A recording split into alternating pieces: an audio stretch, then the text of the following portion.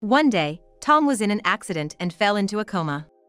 As usual, when I went to visit, Yasmin, who claimed to be Tom's mistress, appeared and said, "I was given this letter by your daughter, Sophia. She asked me to read it in secret from Tom." Reading the letter made me pale.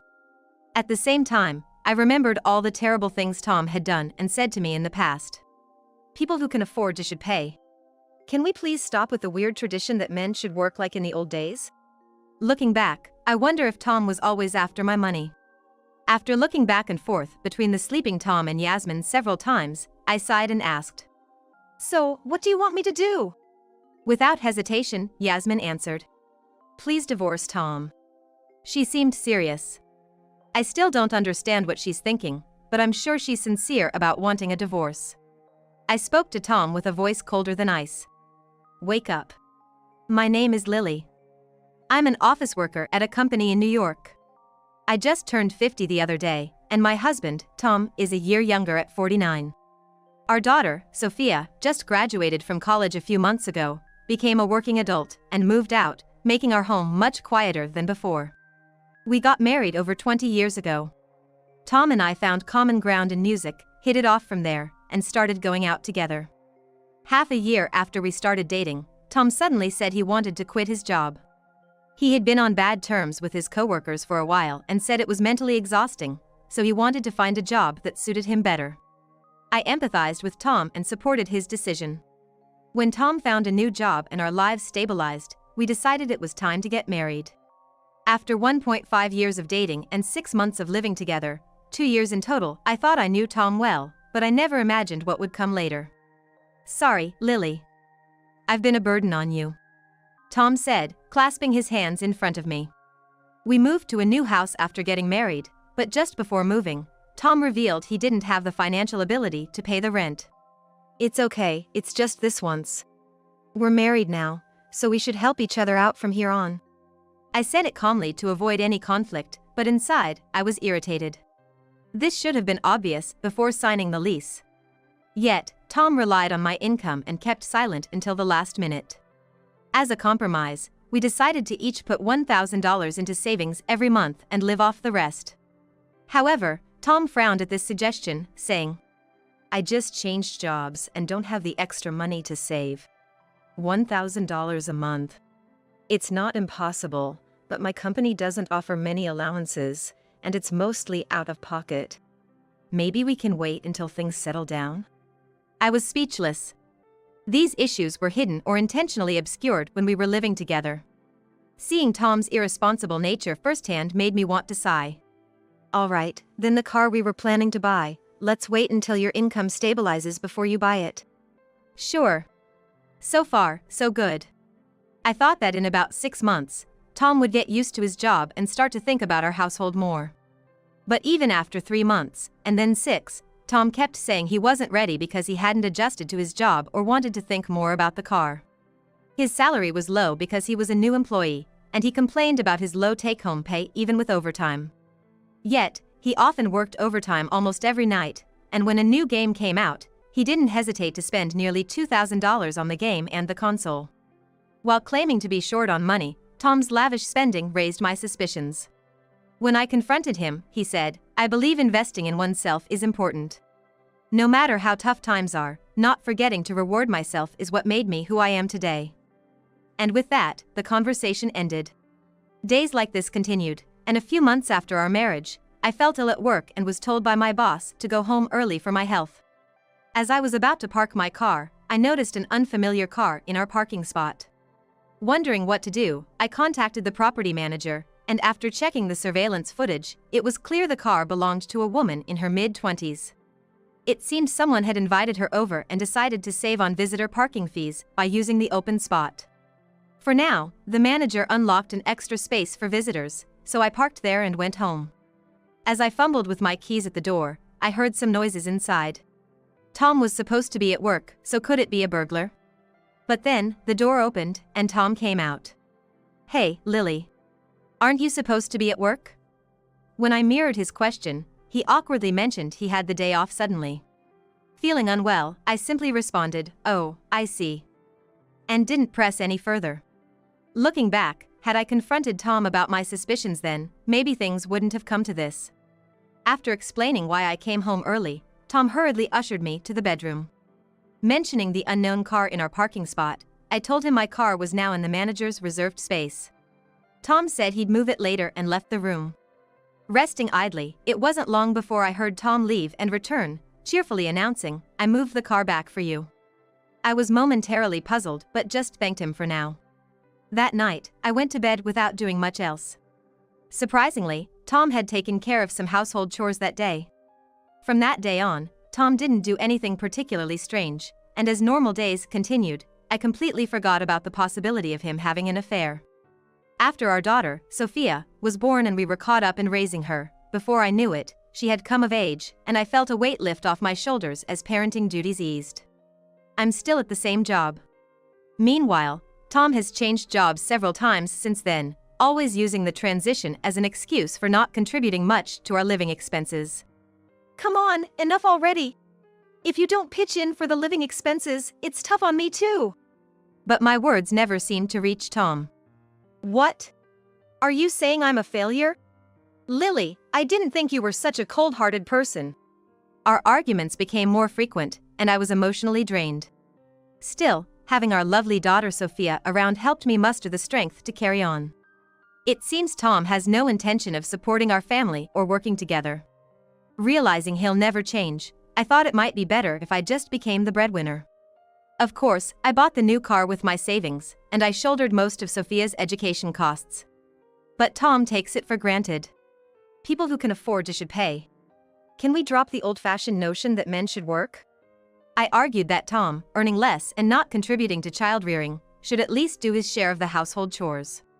However, Tom, interpreting everything to his advantage, dodged the responsibility. "Nah, women are better at household chores. I'm not good at that stuff." I realized it's faster to do things myself than to ask Tom for help. There came a point when I thought this way. Juggling work, household chores, and childcare, I barely had the time or energy to think about anything other than my kids and job. But at 50, considering the physical toll, and with Sophia now graduated from college and living independently, I've finished paying off our loans, so there's no need to work so hard anymore. I told my boss I was quitting. One day, coming home from work as usual, Tom wasn't back yet, and the house was dark. This was nothing new, so I went about preparing dinner, waiting for a call from Tom, who had gone to a gig. Lately, he quit his job again to do odd jobs. I've stopped being surprised or commenting on it, but then I remembered a movie I wanted to watch and got absorbed in it on a streaming site, and before I knew it, 2 hours had passed. Checking my phone, there was no message from Tom. It was unusually late, and I started to worry something had happened when, conveniently, Tom called. Picking up, it wasn't Tom but an unknown woman's voice on the line. She said Tom had been in an accident and was now in a coma, asking me to come to the hospital immediately. The caller identified herself as a nurse, and when I arrived at the hospital, there was Tom, unconscious on the bed. Just when parenting had finally settled down, Tom was involved in a tragic accident, and I felt plunged into deep despair. Ever since, I've been visiting Tom in the hospital whenever I could find the time. Though I had told my boss I was quitting, leaving immediately wasn't an option. The earliest I could leave was next month, and there was still a lot of handover work to do. I had informed Sophia that her father was in a coma after an accident. Sophia had just started her job, and I knew it was her busiest and most challenging period. Of course, I understood her worry, but I assured her I would manage for now, and she could visit when things settled down. However, Sophia, concerned not only for Tom but also for my health amidst my visits, would occasionally come to see us. Still, Tom showed no signs of waking up, and a week had passed. I kept talking to Tom, hoping for any sign of recovery. According to the senior nurse, who appeared to be about my age, recovery from his condition was highly unlikely. When I heard this, I felt despair. The young doctor, who claimed to be in charge of Tom, hadn't said much about his condition, leaving most of the talking to the head nurse, which I found slightly concerning.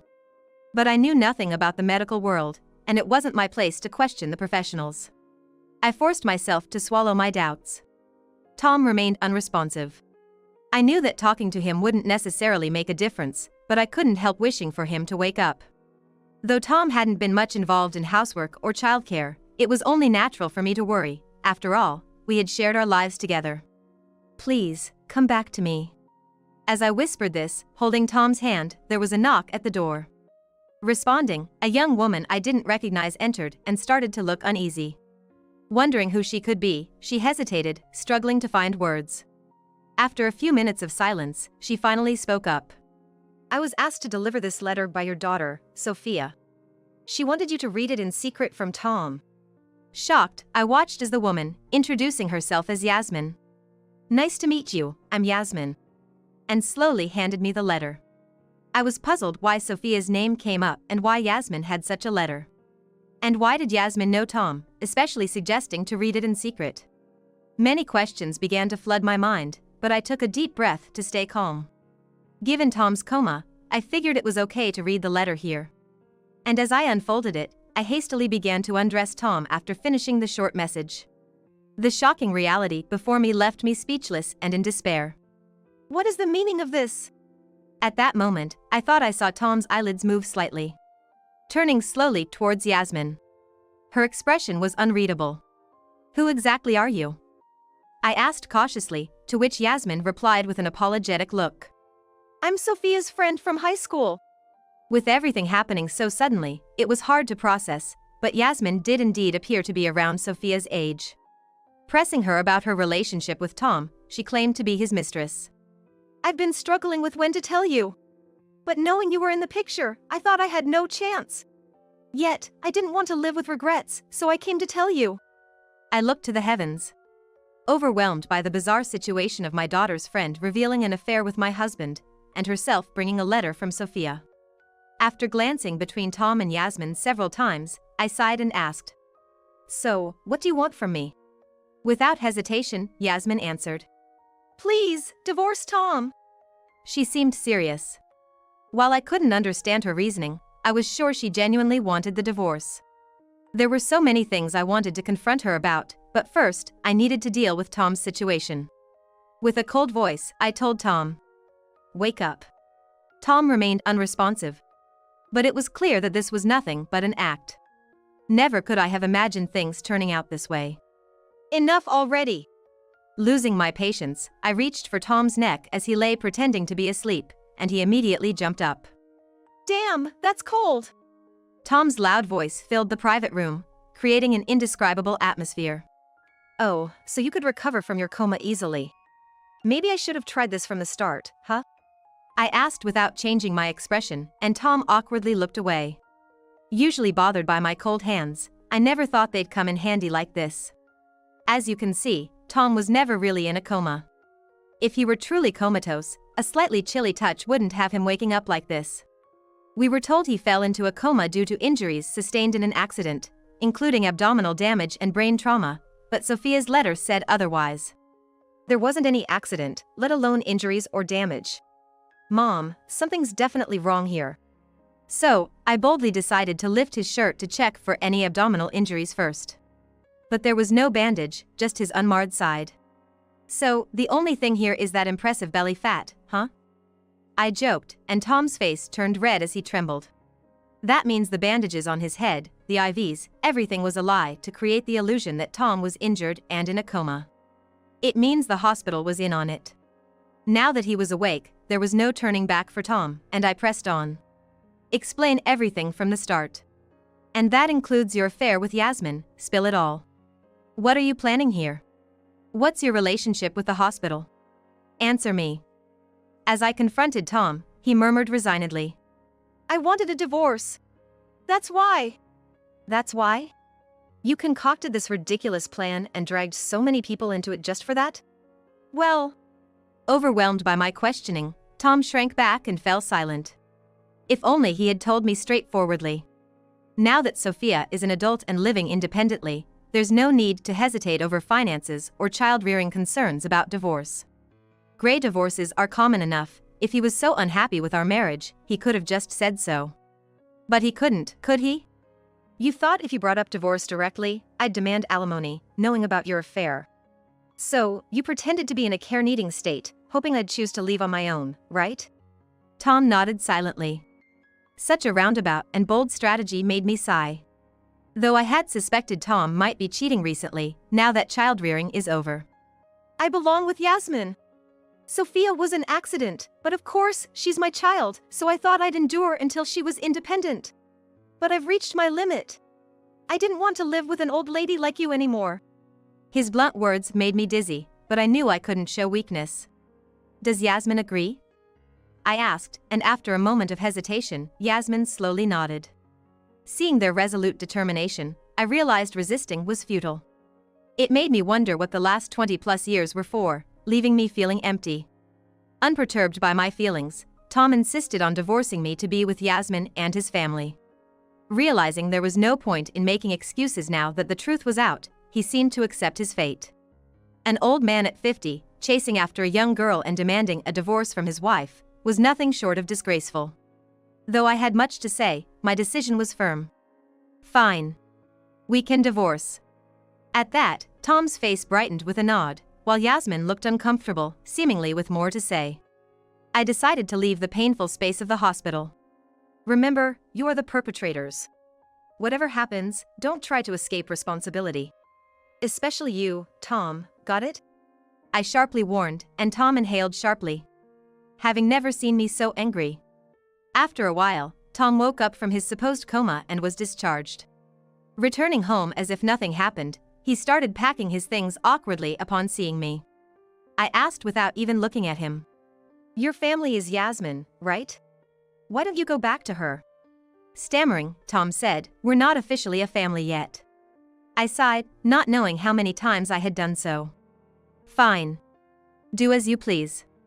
At that, Tom oddly seemed relieved and retreated to his room. Watching Tom, still oblivious to the gravity of his actions, I couldn't help but smirk and said, by the way, since you were hospitalized under false pretenses, you could be sued for fraud, you know? Tom's actions came to an abrupt halt. Huh? Fraud? Who would do such a thing? It seemed he truly hadn't realized. Sighing, I pulled out my insurance card from my wallet, but he still didn't get it. So, I broke it down for him. Who do you think is paying for your hospital stay? Huh? It's obviously me. Do you know what percentage you're responsible for?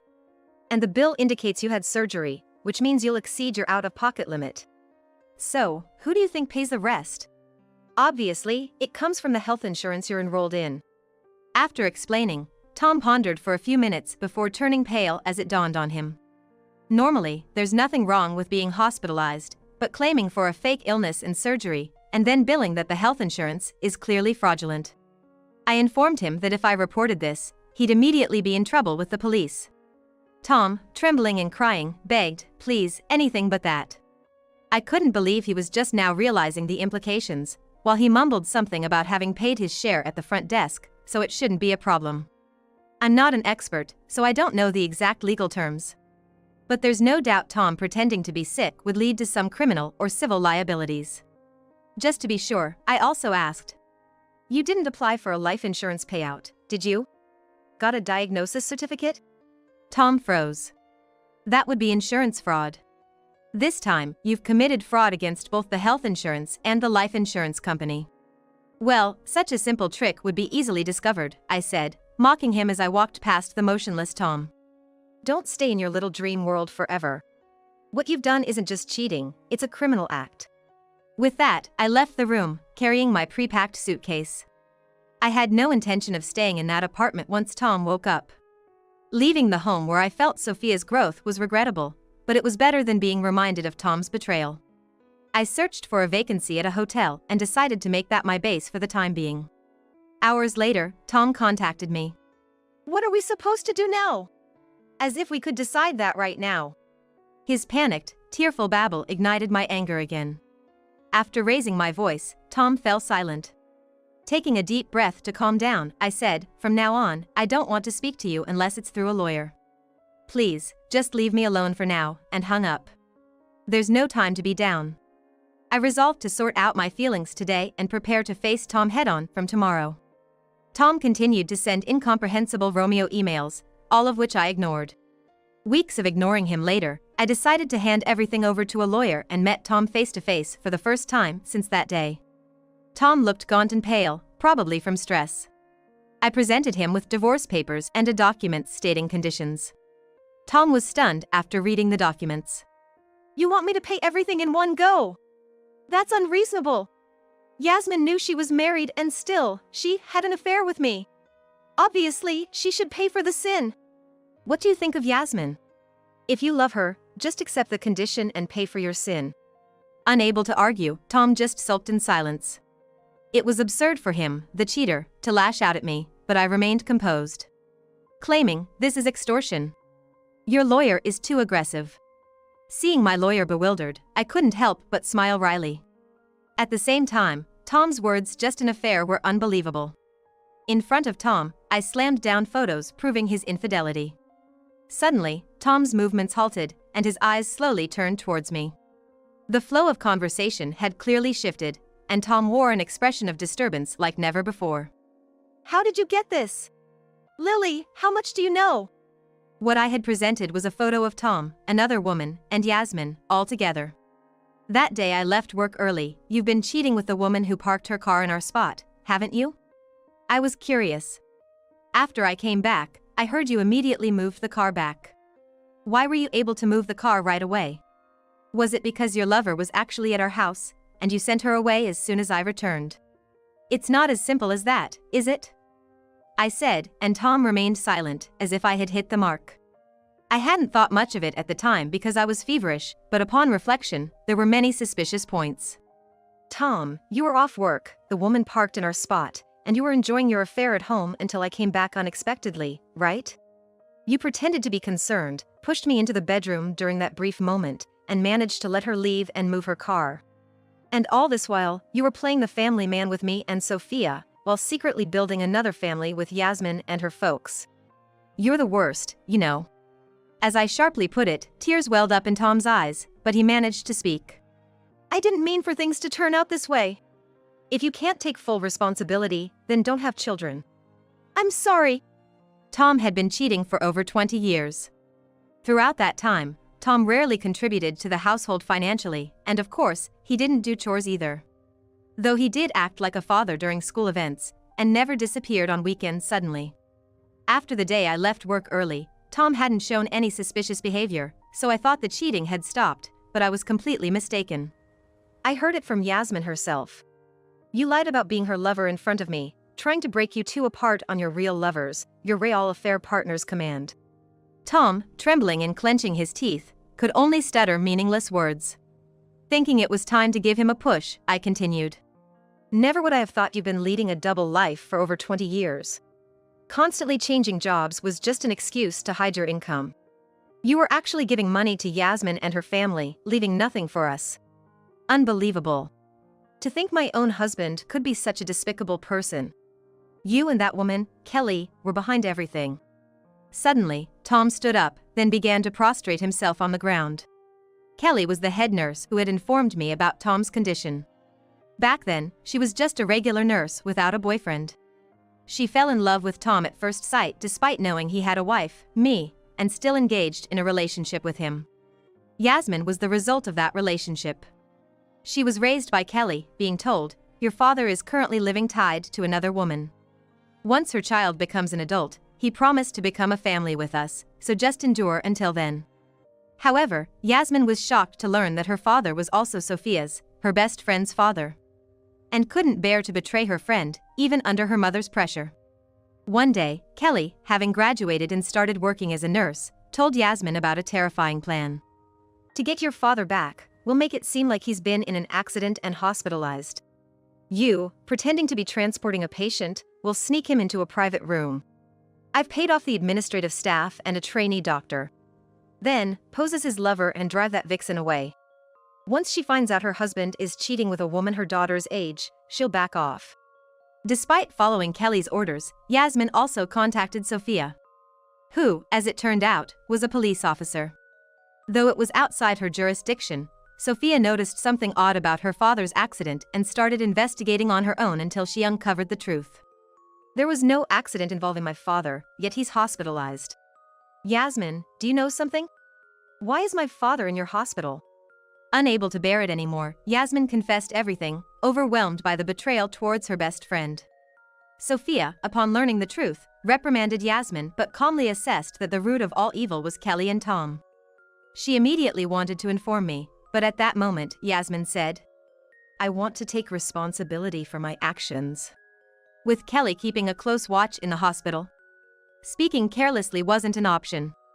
Therefore, they concocted a bizarre scenario where Yasmin, posing as a lover, delivered a letter from Sophia to me. Naturally, I found this situation suspicious and cleverly used a detective to uncover the truth. Yasmin, unable to come forward herself, hoped I would notice and did her best to send an awkward SOS. Tom, oblivious to everything, thought all this was part of Kelly's plan, rejoicing at the thought of becoming a real family with Yasmin and her. Understanding he treated Yasmin not merely as a lover but spoke of becoming a family, I felt satisfied. After sharing everything I knew with Tom, he finally looked up. But his face was expressionless, staring blankly. Overwhelmed by betrayal and loss, especially from Yasmin, whom he thought he would finally live with, he agreed to my terms without resistance. Later, I received an angry call from Kelly. "You seduced my daughter. We were so close, and you've ruined everything. It's all because you interfered with the plans for Tom and me." Her misplaced anger brought me to my limit. "You have no right to complain, being a criminal who engaged in a relationship and even had a child knowing there was another partner involved." Kelly, called out as a criminal, got angry. But she seemed to realize there was no way out and appeared to be making a last-ditch effort. I calmly told her, "Once things settle down with Tom, Yasmin and I will go to the police station and explain everything." Kelly panicked. "What? No way! Stop it! What am I supposed to do then? Yasmin said she's cutting ties with me, and I'll end up in prison." "Well, good. Go to prison and atone for your crimes." "No, please." As a mother of a daughter the same age, I was embarrassed for Kelly. I felt sorry for Yasmin, but I knew there was no need to worry about her anymore. After the divorce was finalized, I accompanied Yasmin, who decided to turn herself in, to the police station. Just before entering, Yasmin turned to me and said, "The first day we met, I truly thought it was best for him and you, Lily, to part ways. Sophia told me how wonderful and strong a mother you were. That's why I genuinely wanted you two to divorce. A cheater like him doesn't deserve you." Gone was the frightened look of our first encounter, replaced by a face free of burdens. Later on, Tom and I finalized our divorce. My in-laws had already been informed, so they knew Tom had no money and covered the costs, ensuring we wouldn't be bothered any further. Now at 50, Tom is embarrassed to rely on his 70-something parents, facing scorn from neighbors and desperately job hunting. Shortly after the divorce, Tom was interrogated by the police and then indicted. Kelly, involved in the fraud, was arrested, and Tom, along with the medical staff who conspired, received suspended sentences due to their remorse. Of course, the hospital is suing them for damages, and they face a hellish future. Kelly, the mastermind behind the elaborate fraud who dragged others into her scheme, received a prison sentence. Yasmin, though detained for her role in the fraud, received a suspended sentence due to her remorse, cooperation with the investigation, and the pressure from her mother. She disappeared. But I believe she's starting anew, given her relieved expression the last time we met. Sophia, as a police officer and former best friend, found it hard to forgive Yasmin but still hoped for her rehabilitation. Now, I can finally live a peaceful life. Sophia has made a name for herself as a police officer, fulfilling her dream of joining the detective division in her late 20s. She started dating a colleague from the detective division and married 5 years later. Now focused on parenting, Sophia has no regrets about resigning, wanting to raise her child with love, just like I did. I look forward to quietly supporting my daughter's family and watching my grandchildren grow.